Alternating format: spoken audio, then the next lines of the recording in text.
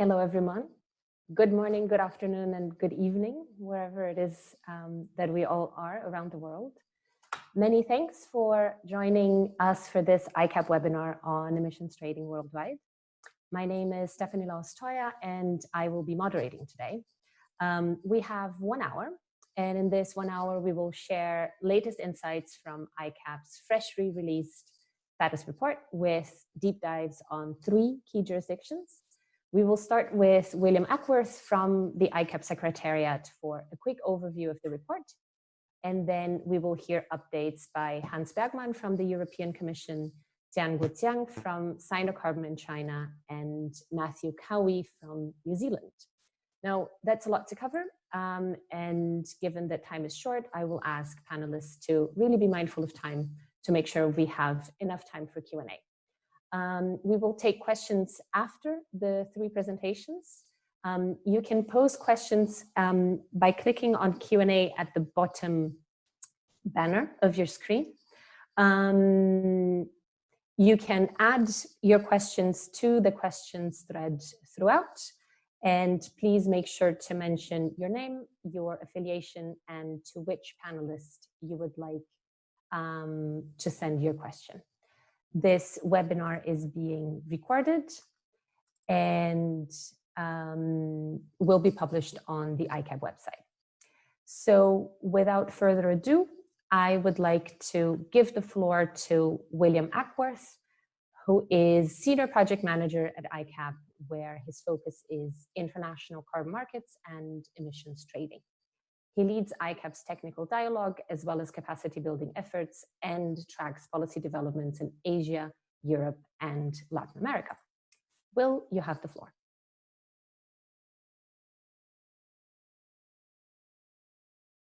Okay, good morning, good evening, everybody, and welcome to this webinar on the ICAP status report. My name is William Acworth, and may I start by hoping that you're all safe and healthy and adapting to the evolving COVID-19 conditions that we're all living under at the moment. For ICAP, this meant that we had to complete the publication and processing of the ICAP status report through remote collaboration.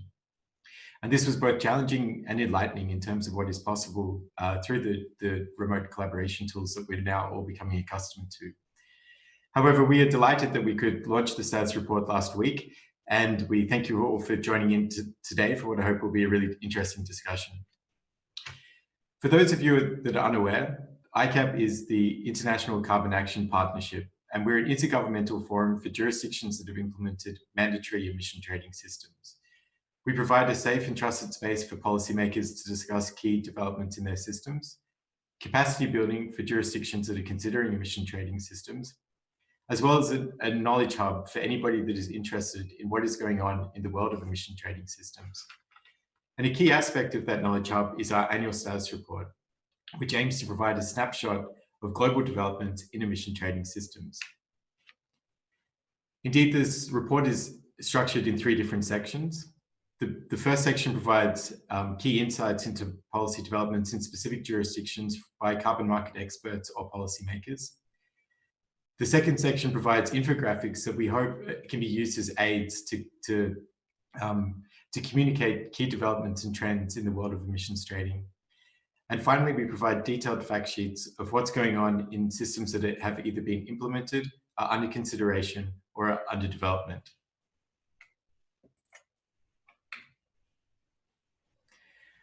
"2019 was a good year for climate action, for public awareness of climate change, and as well for carbon markets. Through Fridays for the Future and other initiatives, we saw a global surge in attention on climate action and public support for climate change policies. We saw governments start to legislate or consider net zero targets and a whole range of new targets and policy measures that came along with this. Worldwide, emission trading systems continue to be a key piece of the mitigation puzzle. However, as is the theme of this year's ICAP status report, emission trading systems or other carbon markets will need to be constructed together with carefully crafted policy packages if we are going to unlock all the abatement potential that is necessary to achieve net zero by halfway through this century. You can read about how different jurisdictions are approaching this challenge through the signed articles of this year's status report. 2019 and the start of 2020 was also a good year for emissions trading systems. With Mexico launching their mandatory pilot emission trading systems, the number of systems implemented rose to 21. This reflects 42% of global GDP where an emission trading system is in place, and these systems cover close to 1/10 of global emissions. Indeed, several more systems are either under consideration or development in 2020 compared to this time last year. These systems are in geographically dispersed locations in both developed and emerging economies, as well as at different levels of government. If we look at the US, we can see that action is focused at a state level, with states such as Pennsylvania and Virginia readying their systems to hopefully future be linked to the Regional Greenhouse Gas Initiative. We also see a group of northeastern states that are busily preparing an emissions trading system for the transport sector under the Transport Climate Initiative.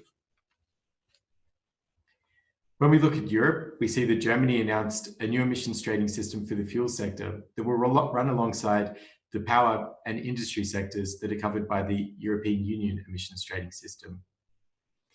In Central Asia, we saw Pakistan establish a climate change authority, and this climate change authority is currently considering what role emission trading systems might play for Pakistan in attainment of their NDC.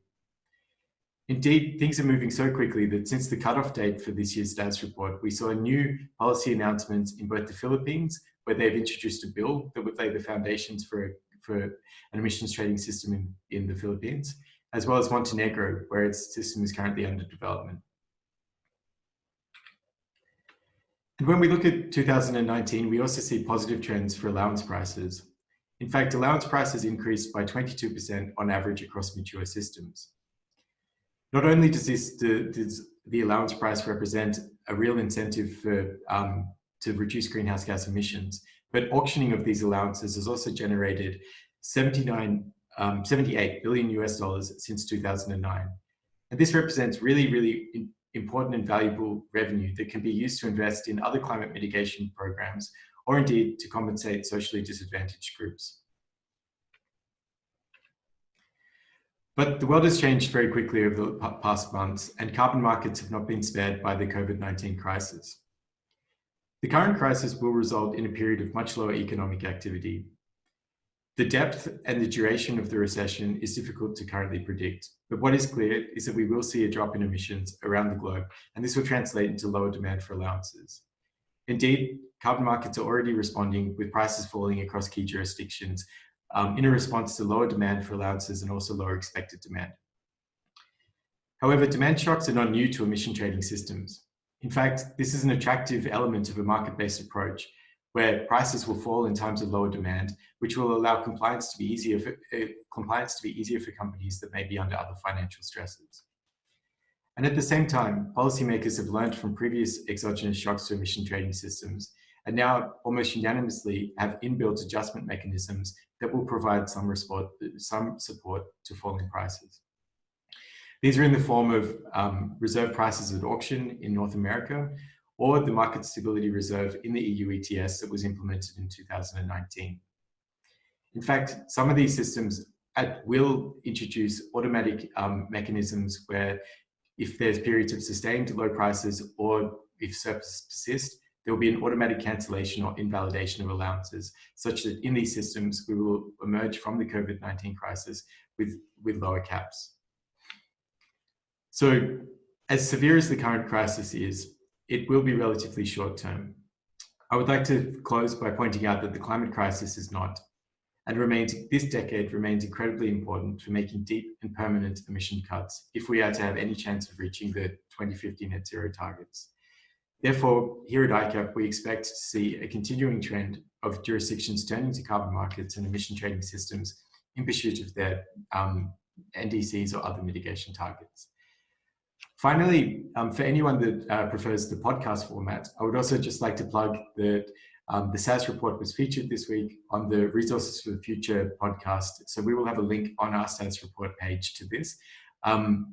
And you can also find it by links to the RFF podcast. So thank you very much, and I'm looking forward to the discussion. Many thanks, Will. Next, I would like to give the floor to Hans Bergman. Hans is head of the ETS policy development and auctioning unit in DG Klima in the European Commission. He has been working at the EU Commission since 1995 on various issues, including energy governance, the effort sharing legislation, MRV, and allocation under the EU ETS. Many thanks for joining us, Hans, and the floor is yours. Okay, thank you very much, and thanks to everybody for joining this conference, and indeed hope everybody is well during the circumstances. So I will speak briefly about the ETS, about the situation of last year a little bit now, and also about the Green Deal, that is a big new European project for climate and environment. So basically, last year, as you may know, the European Commission, we changed sort of government in the EU by the new European Commission, and one of the main projects of this new Commission is the so-called European Green Deal, where the aim is to transform the EU's economy for a sustainable future. This means climate, environment, and many other aspects. When it comes to climate, this means notably that the aim is to have a climate neutrality by 2050 and to be enshrined in law. And for 2030, it implies having a more ambitious target for 2030 than we have now. We have now minus 40%, and the aim is to have 50 or 55%.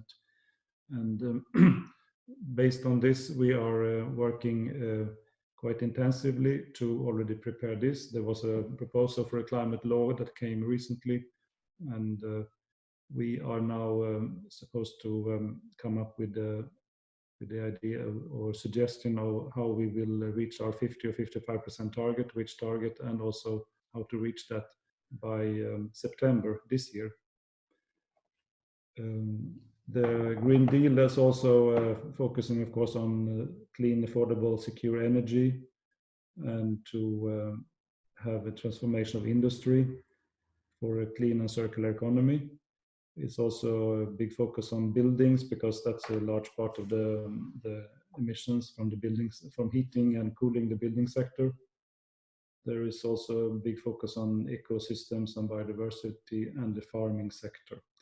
So the whole, and as a very important element in all of this is to what we call the just transition, that everybody is, that those, let's say, who will have difficulties in this transition are not left behind, but that we have systems to take care of this in a just and fair way. And therefore, that means also creating new jobs for those that might disappear with this transition. So briefly about 2019. So if I compare now 2018 emissions from 2017, there and if I can now, in fact, say that we just had our emission reporting that was the deadline on the end of March, and the preliminary figures now show 2019 emissions compared to 2018 were in the order of -8%. So that was quite successful. Of course, mainly from the power sector that is now quite strongly switching away from coal due to the higher carbon price and also apparently lower gas prices.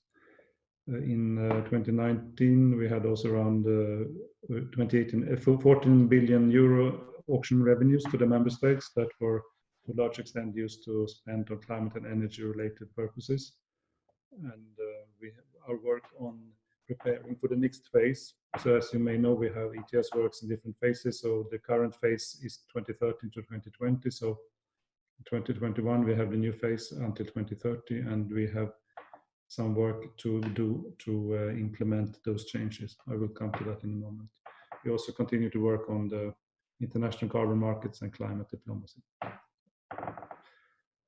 So just to recall that in 2018, we concluded a revision of EU ETS for the 21 to 2030 period. That meant strengthening the ETS in general, more ambition, and modify the free allocation and the carbon leakage provisions, and also create the 2 new funds to help with innovation and modernization of energy systems.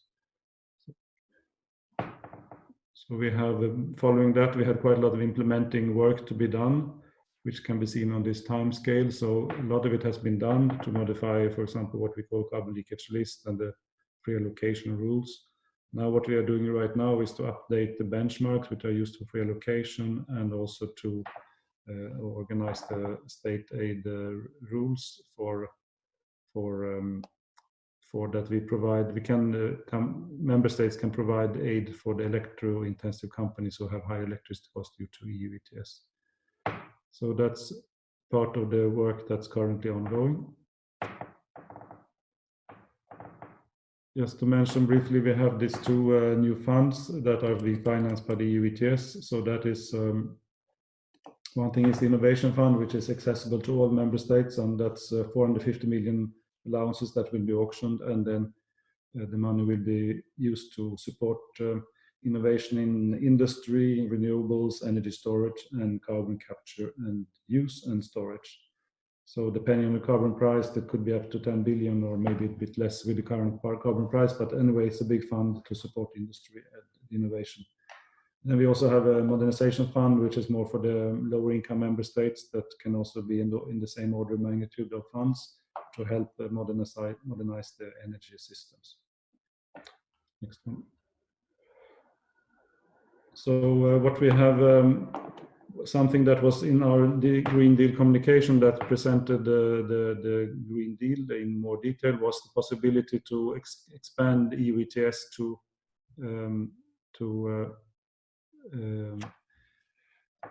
other sectors, notably the road transport sector and the building sector. And this is something we are now looking at, and we will see what we come out with in proposal in September this year, whether this is we think this is a good idea and how to do it in that case. There's also maritime inclusion of maritime to the ETS is also being studied. We are also, as you might have known, there was the proposal to look more carefully at the possibility of a carbon border adjustment measure to protect the, let's say, industry against the risk of carbon leakage. Now this would be, so of course, have to be carefully linked with EU ETS, how it works, and the free allocation system, etc., to avoid that we have any kind of double measure. But it's clearly only a measure for environmental reasons and to avoid the risk of negative environmental impacts of production being moved outside of Europe just for environmental reasons. Then we have also a proposal, as I said, to come up with which 2030 target we will have and how to do that, and the role of EU ETS in that say equation. Next slide. Okay, no, this was the last. Okay, sorry. So this is basically the situation we have right now. So it's a busy time, and of course now with the latest situation, we're also following very carefully what is happening in the EU ETS. The price indeed went down a bit, but it has been now stable around 17 euro for a couple of weeks. So we'll see how that will go, but we follow carefully the market, of course. Thank you very much. Many thanks, Hans, for this very interesting update. Next, we have Guoqiang. But before introducing Qian, I would like to remind everyone to please include your questions through the Q&A feature in the bottom of your Zoom screen. You should see a button that says Q&A, and please include there your affiliation and to whom you are sending your question.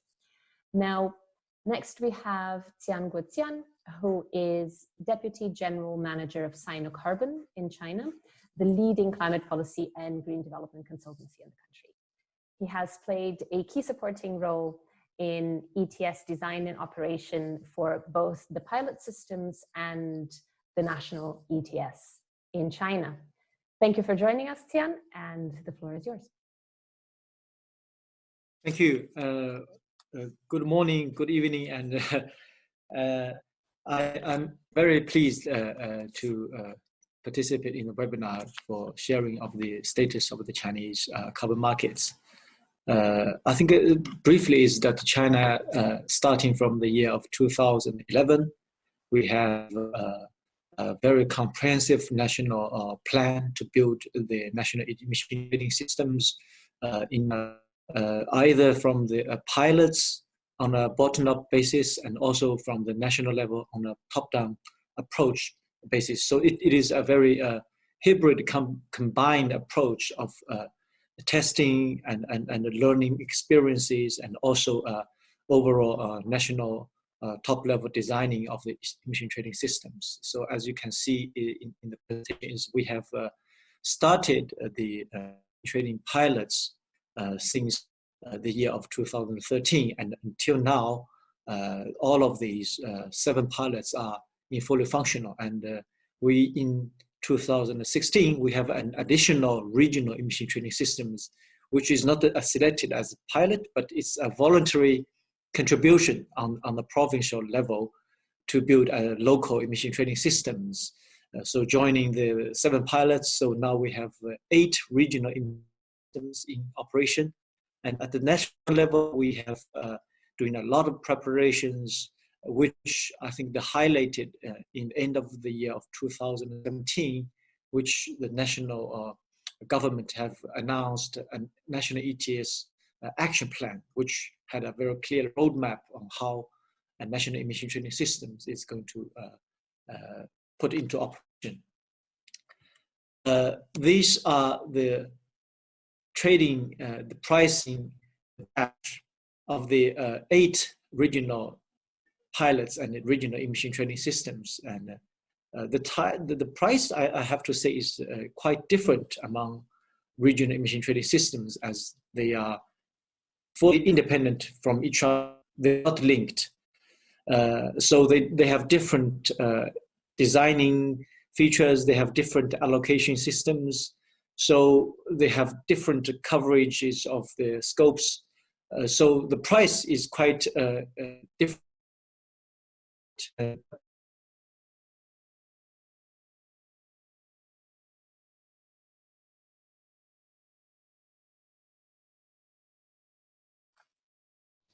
Qian, I don't know if you can hear me, but you are breaking up, and now at least I have lost you. I wonder if it's better that you stop your video to try to improve the connection.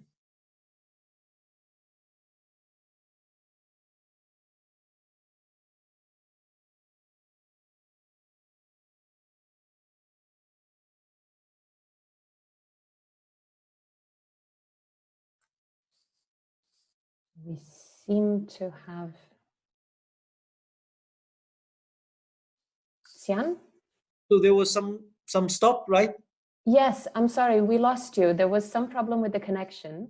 Okay, so you were just talking about the prices and how the systems are independent from each other.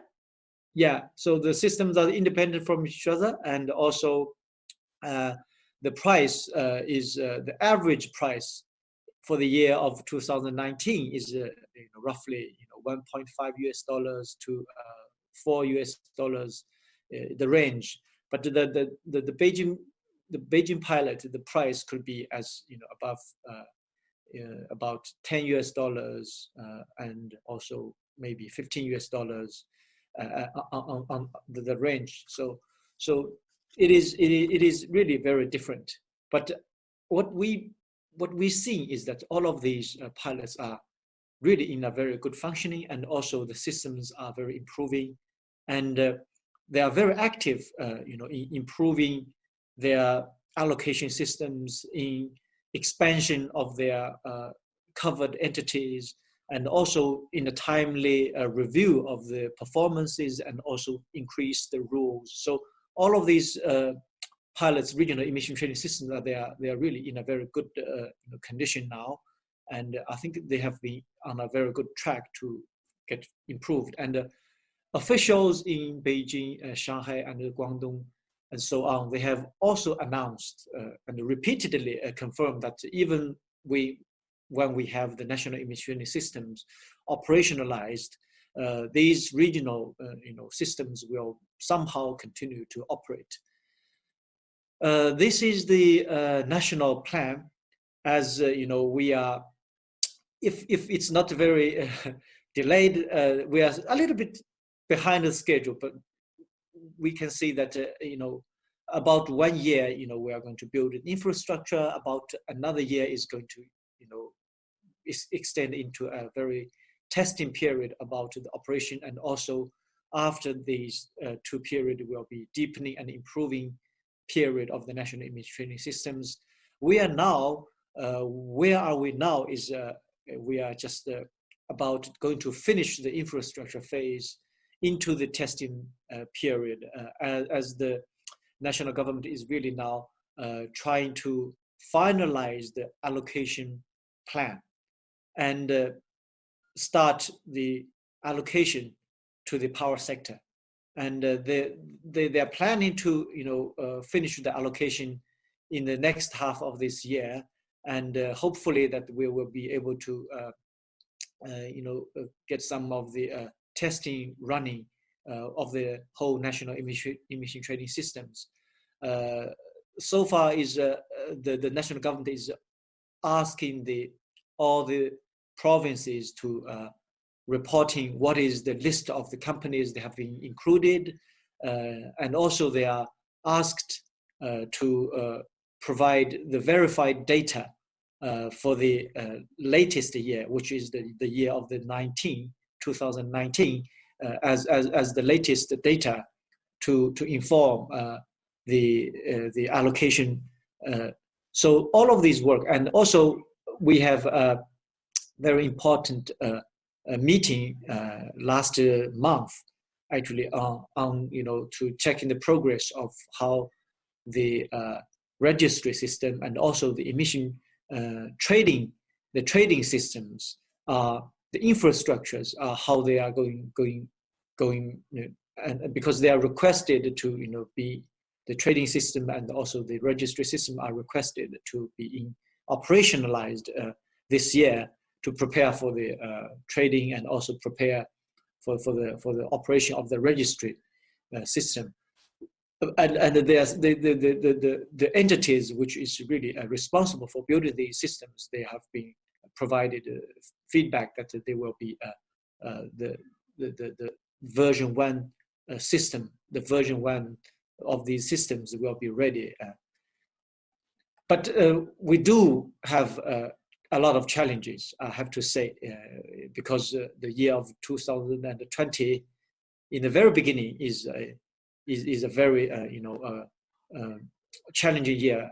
Everybody understands that before the Chinese traditional New Year, which is on the January the 22nd, we have the national government have make a very good plan, and officials have confirmed that the launch of the national emission trading system will be on time, and also they have been doing a lot of work which has been planned just before the date January the 20th, which the China have a very strengthened the measures to control the spread of the COVID-19 disease. And after that, the whole nation have been in a temporary, I think, the stop of the clock for almost 2 months.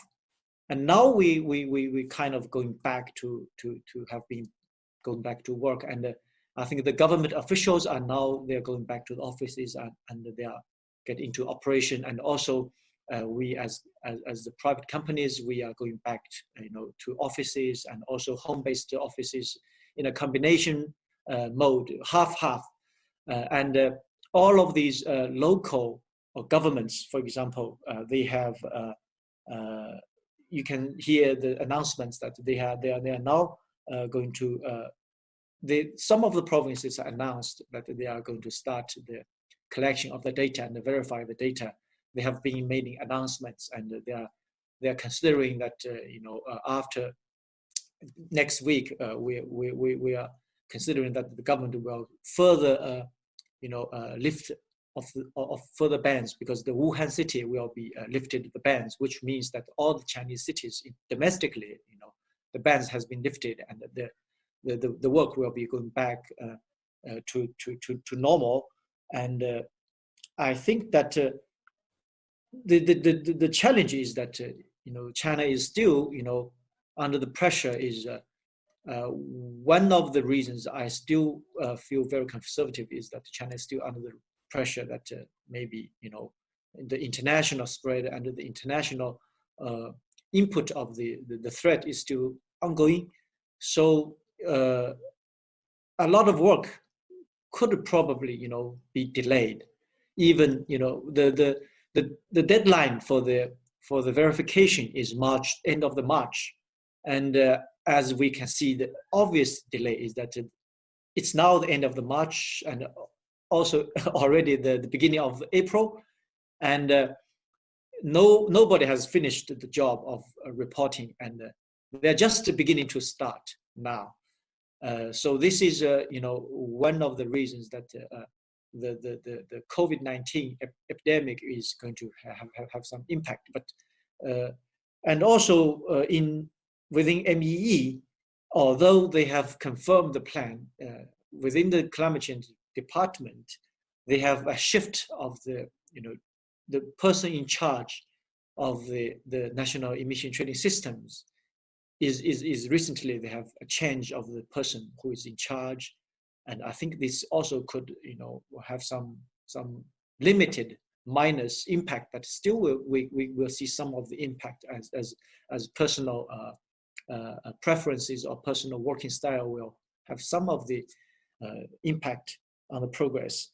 And but what is the good news is that since the CORSIA has announced the adoption of the Chinese certified emission reduction system, which is the CCR, and this gives the opportunity that the government will re-announce the restart of the CCR after roughly 2 years of suspension operation of the CCR system, because of the ICAO have a review systems.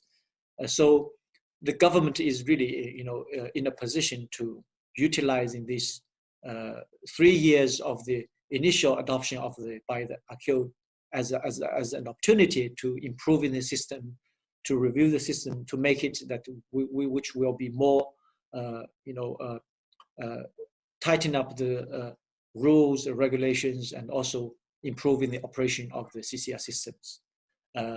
But I think as my conclusion is that because of the the year of the 2020 is a very challenging year, and I think that on the national level we have politically in China there was some worries that because the National Congress is still suspended, and the National Congress will be anticipated to resume in the end of this April, and it depends on how the international situation goes on.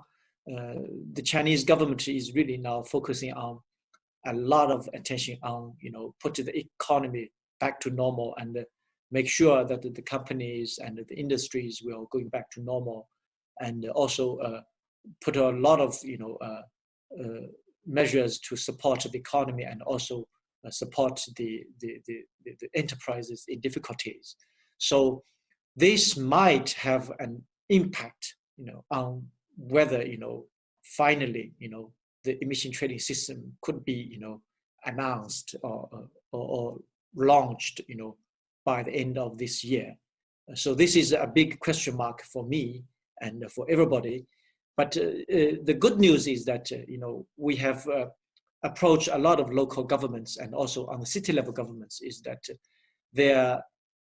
their plan to the projects on environmental projects, the climate change projects, energy conservation projects, they have been announcing the launch of relevant ETS relevant projects like the peaking action plans, the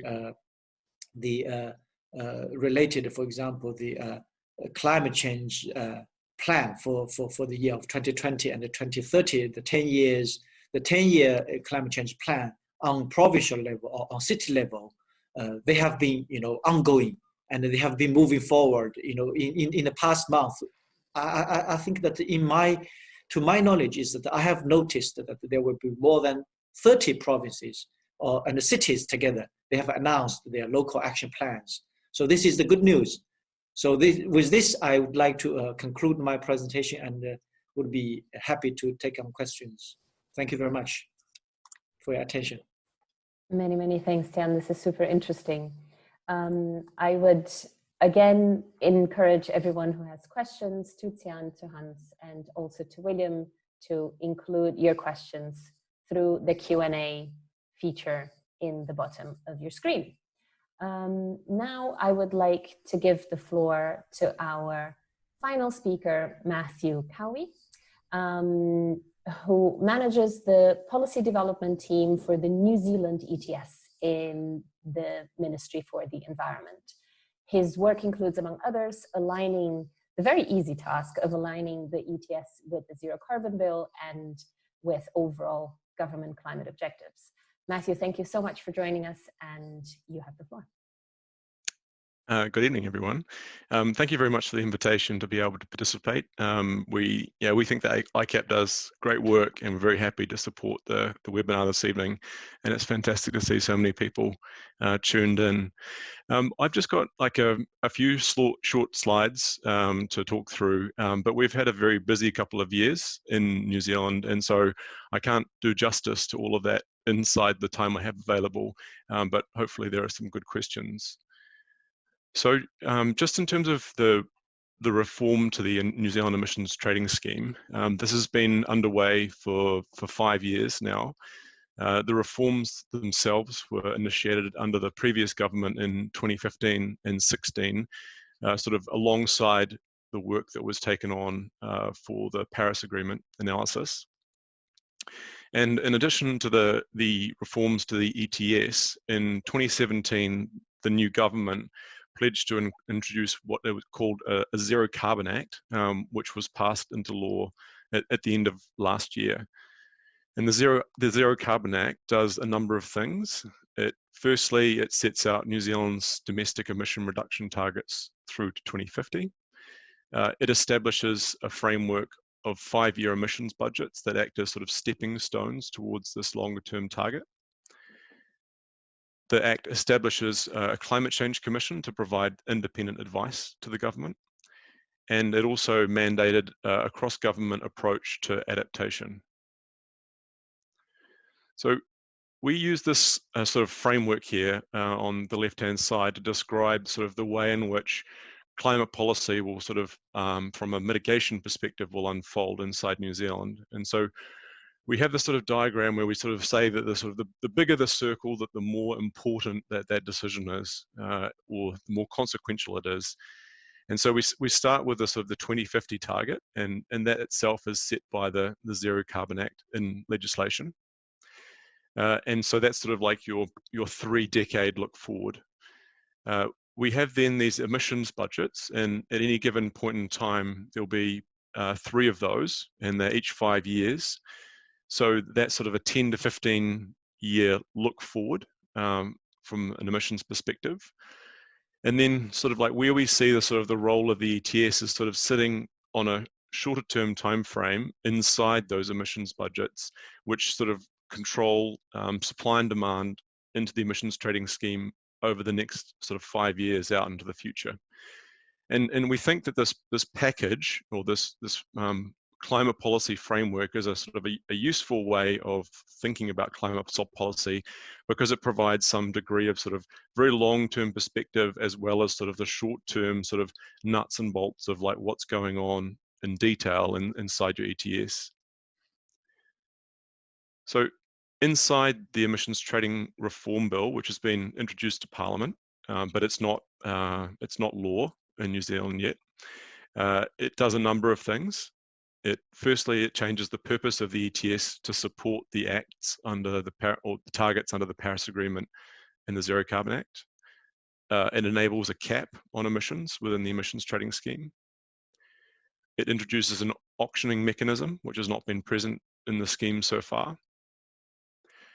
This auctioning mechanism, as William was saying, it sort of has price controls at auction. So there's an ability to have a price floor at auction and a cost containment reserve or a trigger price for releasing more volume at the upper end of prices.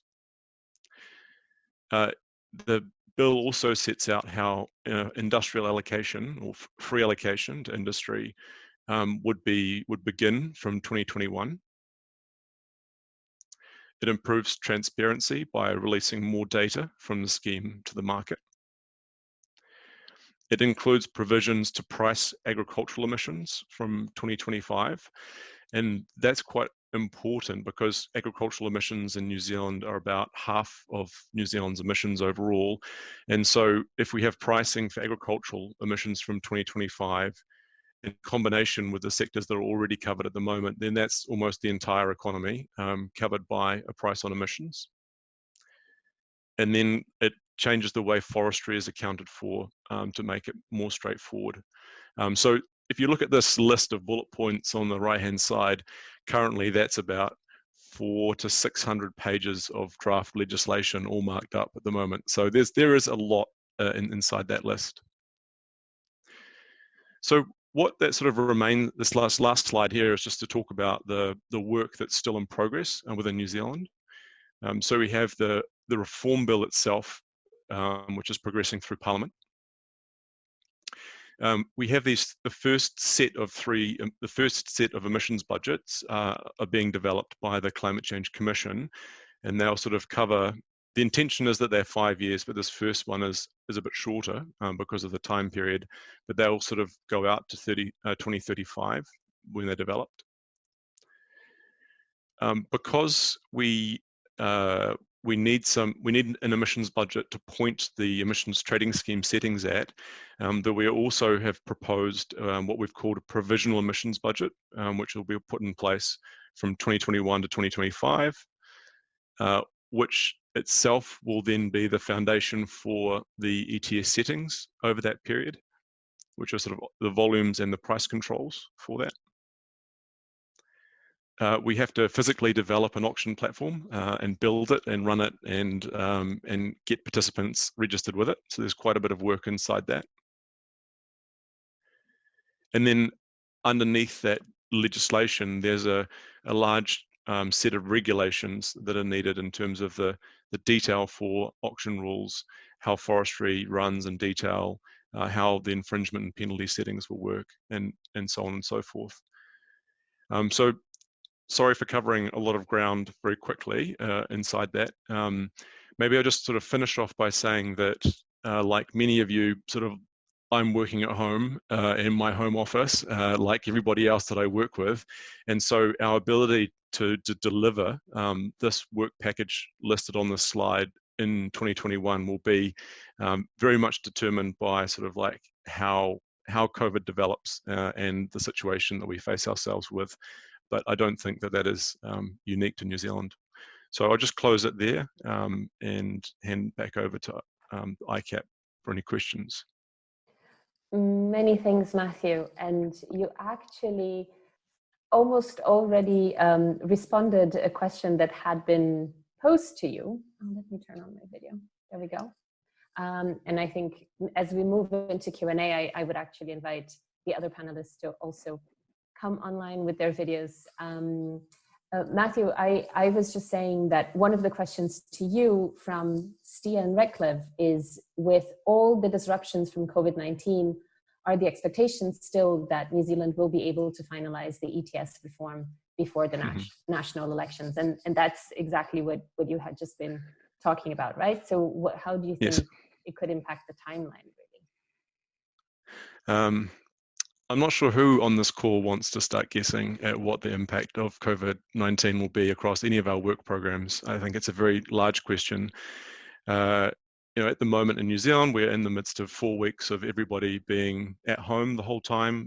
We don't have Parliament sitting. We have limited operation of government because only some committees are operating. So all of that makes it very difficult to progress things. But the climate change for this government coming in has been a clear focus. They have got a lot of things done over the 3 years that or the 2.5 years that they've been in power. and the emissions trading scheme reform remains an important economic piece of work for the government. And I don't think I can say more than that. Other than if someone hands us a vaccine, I think that would be a very useful contribution to climate policy. It would be a very good time if anyone has vaccine to let us know that. Yeah. Thank you very much. I have lots of questions already for all panelists. I kind of started backwards, so I'm going to continue in that order. I'll give questions to Qian and then to Hans and then to William. Qian, one question to you from Yannick Hermes. How does the Chinese government plan to coordinate or harmonize the national ETS with the regional ETSs in order to avoid negative mutual impacts on the prices and functioning? You are still muted. Thank you. I think there was a very wide understanding and also consensus among the national and also local governments and also among experts is that because of the strong interests that the local governments are interested to continue their emission trading systems. But once the national emission trading system is in place, which means that some of the sectors have already been covered under the national ETS, which means that these sectors, if they have been covered under the national ETS, they will be automatically out from the local regional emission trading system. So there will be a very complementary role between the national and also the regional emission trading systems. So this will make sure that there will be no avoid of clash or avoid of duplication among the national and also the regional systems. So this is a very important understanding, and also I think that this is a very wide consensus. Great, thank you. That's very helpful. A question to Hans from Frédéric Branger of France. He asks, beside revisions from the European Green Deal, which will be discussed in 2021, are short-term measures such as adjustments to the market stability reserve in the ETS worth considering? Yes, so maybe I didn't speak a lot about the market stability reserve, which is the mechanism we have to address the surplus in the system, which removes 24% of the surplus every year. And that is anyway foreseen to be revised next year. But since we will in any case propose most likely a revision of the ETS as such in order to meet our new higher, more ambitious 2030 targets, I think one can see that somehow in a package, because if there is more ambitious ETS as such, less allowances coming out in the market, there is somehow a link, of course, a link to how much market stability reserve actions you are needed. But we will look at all of that together indeed, yeah. Fantastic, thank you for clarifying. I have the next question for Will from Dmitry Timofeev. I hope I'm pronouncing this correctly. Will, why do you think South Korea's carbon price has not fallen during the COVID-19 outbreak? That's a very interesting question, and I won't pretend that I'm in the business at all speculating on the direction of allowance prices. One thing that I would point out that's somewhat unique about the Korean emissions trading system at this point is that it's a relatively closed system, so only covered entities are allowed to hold and trade allowances. This will change in the future as the system prepares for the third phase, but that's currently the status now. And I think another factor that's worthwhile pointing out is that in this relatively closed system, they are preparing for the rules for phase 3, which also includes the allocation plan that has not yet been announced. So it may be that we see developments in different directions once there's further information provided through that plan. Thank you, Will. I will follow the same order and have another question for Matthew. Matthew, a question to you from Sara Carciente. Do you anticipate that the New Zealand ETS will start accepting offsets as a part of the reforms package? So one of the things that we talk about inside the reform package that is the bill is that the bill itself is sort of architectural in nature, and that the idea is that that legislation stays in place, I mean, ideally forever, like, and actually that it adapts over time with settings through that are changed in regulations as well. So the bill itself will allow New Zealand to accept international units from overseas, but they will need to be enabled by decisions that are taken inside the settings regulations over time. So at the moment, the government's proposal is that there are no offsets allowed from overseas through that initial package of settings that are put in place, but it's certainly capable of doing that in the future if that's a decision that the government takes to do. Very interesting, thank you. A question to Qian from Stian Reklev. Do you think offsets will be eligible for use in the national ETS from the beginning of the system? Yes, okay. I think this is still a very highly uncertain question because I think the probability is that the national government is still reviewing the CCR and also see how it can be improved and also adjusted to adopt for CORSIA, and also how it can be what's the role under the national emission trading systems, and how it can be there will be a lot of analyzing and also a lot of reviews. So we are not sure that even and also the time depends on it. If China decides to joining the first phase of the CORSIA, then this will be accelerate the process. But if China decides not joining the CORSIA, which means that the urgency of finish and finalizing the CCR will be not so urgent. So it is still a very highly complex and also uncertain issue. Yeah, thank you. Thank you, Qian. And if you allow me actually to plug, because you just mentioned CORSIA, one of the questions to you from Ignacio Sanchez from the Spanish Climate Change Office is if you think that China is going to implement CORSIA in its first voluntary phase. So yeah, as you were saying just now, this is still being discussed. Can you yes, it's not officially announced, but privately, from unofficial channels, we have talked to the person who is really working on the CORSIA issue, and privately speaking is that the possibility of joining the first phase is very slim. And my judgment is that probably the first phase China is not joining, because this is also considering the civil aviation industry now is really in a very big crisis, and I think that this will also add to the pressure that and also the likelihood of is very, very slim, I think. Thank you. A question to Hans. Hans, in light of the corona crisis, this is a question from Benjamin Gerlach from the Ecologic Institute. So in light of the corona crisis, there have been calls and discussion from some member states for floor price. Is that part of your current deliberations and analysis?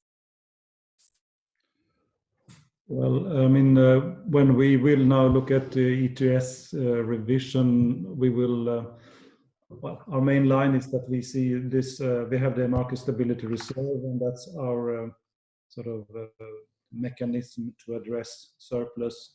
And, there was a lot of discussions before this last ETS revision about carbon floor price.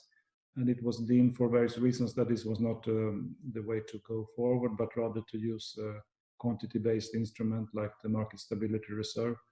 So that is at least the current view, I think. But okay, when things now are, when we do a revision, we are of course able to look at everything. And there has indeed been more calls for some sort of floor price, but I cannot really judge to what extent that will lead to any proposals or anything like that.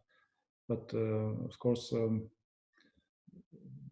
let's say, I don't know if these calls are higher now than before, but that's a little bit my impression, at least, that there are more who asks for this, and maybe even more now with this crisis. I could imagine that comes. But as I said, we have the market stability reserve, and that's our main line of work. So. Thank you. A space to be watched then. A question to Matthew from, and I will make this the last question as we only have very few minutes left, from Bruno St. Jacques from TMG Research. How is the forestry averaging accounting mechanism designed to deal with harvesting cycles? Oh dear, I wonder how quickly you can answer that question. Yeah, so so forestry averaging is like a complex question, but effectively that in New Zealand, the harvest length of the rotation length for a forest is like 28 years. So 28 years that your carbon stock is zigzagging up and down as you plant and then cut them down, and effectively averaging just goes up to that long-term average, and then it stays the same over time. So it switches a very sort of complex sort of carbon market situation where you have a forest contributing and then taking away from the atmosphere the whole time, and just removes that long-term zigzag. So it simplifies the process of a forester participating in the emissions trading scheme. Right. Thank you for managing to explain that in the very little time we have available.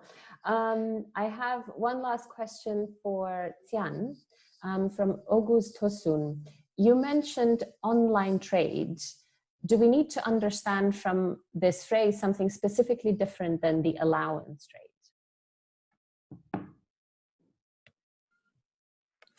Is it for me, Stephanie? Yes, sorry. Yeah, yes. So the question is, what does online trade mean, really? Online trade. Okay. So which is in my presentation the price, right? Okay.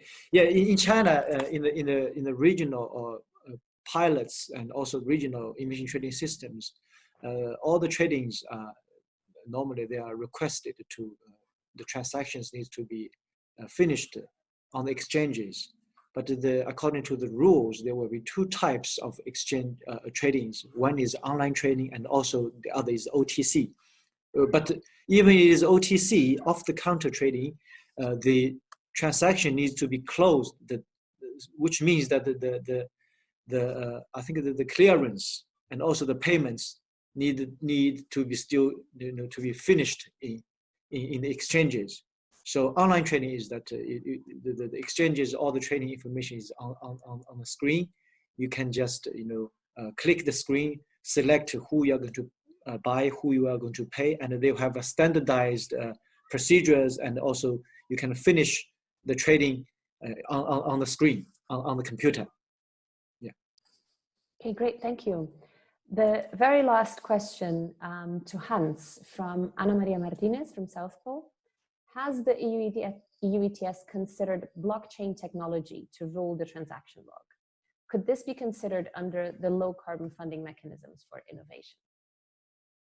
Well, that's an advanced question, at least for me.